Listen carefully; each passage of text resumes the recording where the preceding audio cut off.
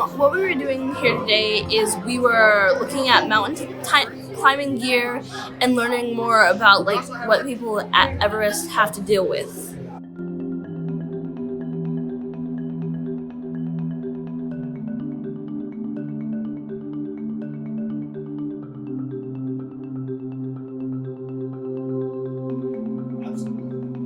Absolutely. So when I greeted you this morning, what did I say? Mashed potatoes, gravy, and beef. That's all it is. Yeah, that's all it is. I would never give you anything that's not.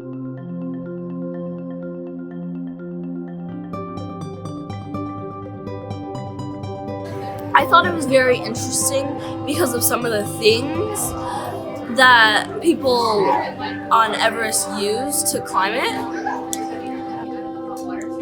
No, we gave you a spoon. You also have to have a vessel or a container to put said snow and ice in. In our book that we're reading, it does, and what we learned today, it did make the book that we're reading more understanding. Normal chest cavity. It's normal. Okay. The reason it looks a little bit